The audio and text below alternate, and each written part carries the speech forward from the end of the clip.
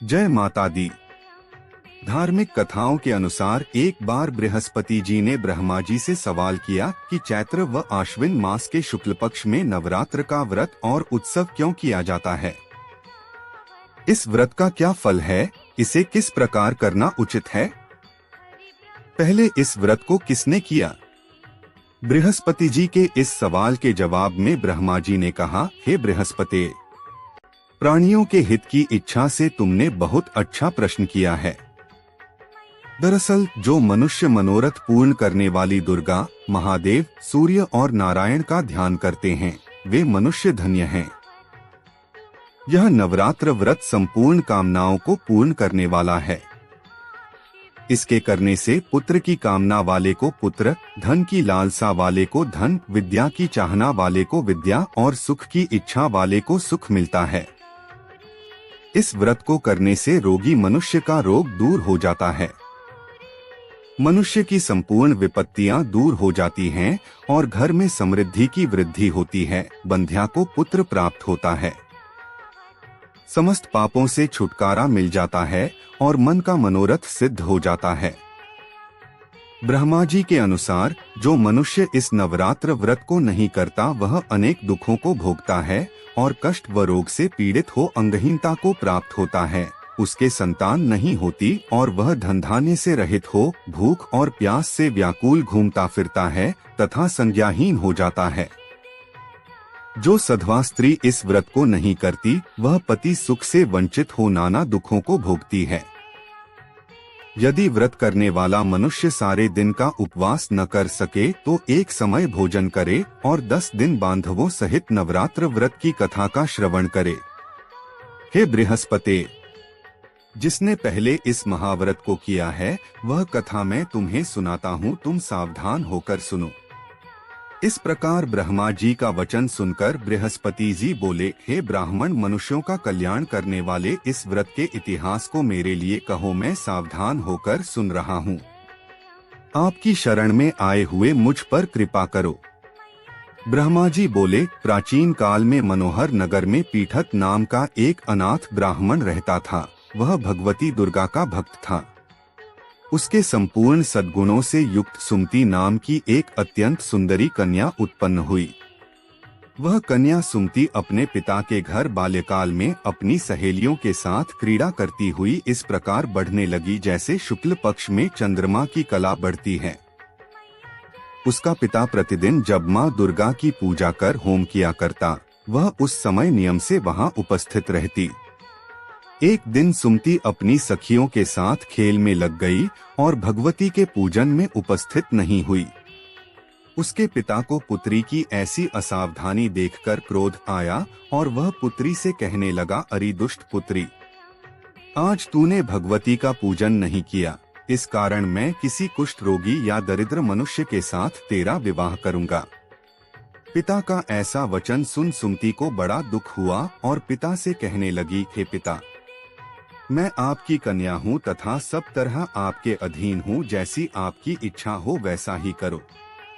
राजा से, कुष्टी से, दरिद्र से अथवा जिसके साथ चाहो मेरा विवाह कर दो, पर होगा वही जो मेरे भाग्य में लिखा है। मेरा तो अटल विश्वास है जो जैसा कर्म करता है उसको कर्मों के अनुसार वैसा ही फल प्राप्त होता है, क्योंकि कर्म करना मनुष्य के अधीन है पर फल देना ईश्वर के अधीन है। जैसे अग्नि में पड़ने से तृणादि उसको अधिक प्रदीप्त कर देते हैं। इस प्रकार कन्या के निर्भयता से कहे हुए वचन सुन उस ब्राह्मण ने क्रोधित हो अपनी कन्या का विवाह एक कुष्टी के साथ कर दिया और अत्यंत क्रोधित हो पुत्री से कहने लगा, हे पुत्री, अपने कर्म का फल भोगो, देखे भाग्य के भरोसे रहकर क्या करती हो।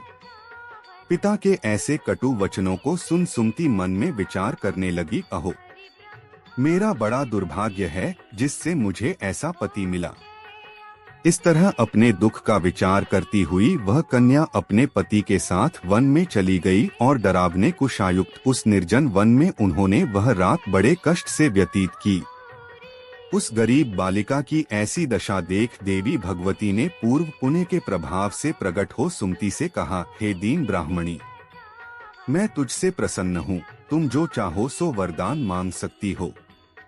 भगवती दुर्गा का यह वचन सुन ब्राह्मणी ने कहा, आप कौन हैं वह सब मुझसे कहो। ब्राह्मणी का ऐसा वचन सुन देवी ने कहा कि मैं आदि शक्ति भगवती हूँ और मैं ही ब्रह्म विद्या व सरस्वती हूँ। प्रसन्न होने पर मैं प्राणियों का दुख दूर कर उनको सुख प्रदान करती हूँ। हे ब्राह्मणी, मैं तुझ पर तेरे पूर्व जन्म के पुण्य के प्रभाव से प्रसन्न हूँ। तुम्हारे पूर्व जन्म का वृतांत सुनाती हूँ, सुनो। तू पूर्व जन्म में निषाद भील की स्त्री थी और अति पतिव्रता थी। एक दिन तेरे पति निषाद ने चोरी की। चोरी करने के कारण तुम दोनों को सिपाहियों ने पकड़ लिया और ले जाकर जेल खाने में कैद कर दिया। उन लोगों ने तुझको और तेरे पति को भोजन भी नहीं दिया। इस प्रकार नवरात्र के दिनों में तुमने न तो कुछ खाया और न जल ही पिया। इस प्रकार 9 दिन तक नवरात्र का व्रत हो गया।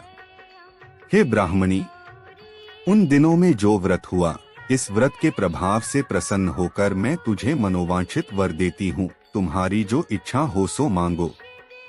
इस प्रकार दुर्गा के वचन सुन ब्राह्मणी बोली, अगर आप मुझ पर प्रसन्न हैं तो हे दुर्गे, मैं आपको प्रणाम करती हूँ। कृपा करके मेरे पति का कोढ़ दूर करो। देवी ने कहा, उन दिनों तुमने जो व्रत किया था उस व्रत का एक दिन का पुण्य पति का कोढ़ दूर करने के लिए अर्पण करो। उस पुण्य के प्रभाव से तेरा पति कोढ़ से मुक्त हो जाएगा। ब्रह्मा जी बोले। इस प्रकार देवी के वचन सुन वह ब्राह्मणी बहुत प्रसन्न हुई और पति को निरोग करने की इच्छा से जब उसने तथास्तु ऐसा वचन कहा, तब उसके पति का शरीर भगवती दुर्गा की कृपा से कुष्ठ रोग से रहित हो अति कांतिवान हो गया। वह ब्राह्मणी पति की मनोहर देह को देख देवी की स्तुति करने लगी, हे दुर्गे, आप दुर्गति को दूर करने वाली, तीनों लोकों का संताप हरने वाली, समस्त दुखों को दूर करने वाली, रोगी मनुष्य को निरोग करने वाली, प्रसन्न हो मनोवांछित वर देने वाली और दुष्टों का नाश करने वाली जगत की माता हो। हे अम्बे, मुझ निरपराध अबला को मेरे पिता ने कुष्ठी मनुष्य के साथ विवाह कर घर से निकाल दिया। पिता से तिरस्कृत निर्जन वन में विचर रही हूँ। आपने मेरा इस विपदा से उद्धार किया है। हे देवी, आपको प्रणाम करती हूँ, मेरी रक्षा करो। ब्रह्मा जी बोले, हे बृहस्पति। उस ब्राह्मणी की ऐसी स्तुति सुन देवी बहुत प्रसन्न हुई और ब्राह्मणी से कहा, हे ब्राह्मणी, तेरे उदालय नामक अति बुद्धिमान, धनवान, कीर्तिवान और जितेंद्रिय पुत्र शीघ्र उत्पन्न होगा। ऐसा वर प्रदान कर देवी ने ब्राह्मणी से फिर कहा कि हे ब्राह्मणी, और जो कुछ तेरी इच्छा हो वह मांग ले। भगवती दुर्गा का ऐसा वचन सुन सुमति ने कहा कि हे भगवती दुर्गे, अगर आप मुझ पर प्रसन्न हैं तो कृपा कर मुझे नवरात्र व्रत की विधि और उसके फल का विस्तार से वर्णन करें। इस प्रकार ब्राह्मणी के वचन सुन दुर्गा ने कहा, हे ब्राह्मणी, मैं तुम्हें संपूर्ण पापों को दूर करने वाले नवरात्र व्रत की विधि बतलाती हूँ, जिसको सुनने से मोक्ष की प्राप्ति होती है। आश्विन मास के शुक्ल पक्ष की प्रतिपदा से लेकर 9 दिन तक विधि पूर्वक व्रत करें। यदि दिन भर का व्रत न कर सकें तो एक समय भोजन करें। विद्वान ब्राह्मणों से पूछकर घट स्थापन करें और वाटिका बनाकर उसको प्रतिदिन जल से सींचें। महाकाली, महालक्ष्मी और महासरस्वती देवी की मूर्तियां स्थापित कर उनकी नित्य विधि सहित पूजा करें और पुष्पों से विधि पूर्वक अर्घ्य दें। बिजौरा के फल से अर्घ्य देने से रूप की प्राप्ति होती है।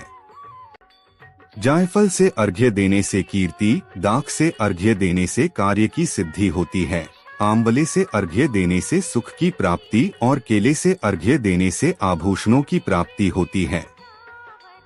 इस प्रकार पुष्पों व फलों से अर्घ्य देकर व्रत समाप्त होने पर 9वें दिन यथा विधि हवन करें। खांड, घी, गेहूं, शहद, जौ, तिल, बिल्व, बेल, नारियल, दाख और कदम्ब आदि से हवन करें। गेहूं से होम करने से लक्ष्मी की प्राप्ति होती है। खीर एवं चंपा के पुष्पों से धन की और बेल पत्तों से तेज व सुख की प्राप्ति होती है। आंवले से कीर्ति की और केले से पुत्र की, कमल से राज सम्मान की और दाखों से संपदा की प्राप्ति होती है। खांड, घी, नारियल, शहद, जौ और तिल तथा फलों से होम करने से मनोवांछित वस्तु की प्राप्ति होती है। व्रत करने वाला मनुष्य इस विधि विधान से होम कर आचार्य को अत्यंत नम्रता के साथ प्रणाम करे और यज्ञ की सिद्धि के लिए उसे दक्षिणा दे। इस प्रकार बताई हुई विधि के अनुसार जो व्यक्ति व्रत करता है उसके सब मनोरथ सिद्ध होते हैं, इसमें तनिक भी संदेह नहीं है। इन 9 दिनों में जो कुछ दान आदि दिया जाता है उसका करोड़ों गुना फल मिलता है। इस नवरात्र व्रत करने से अश्वमेध यज्ञ का फल मिलता है।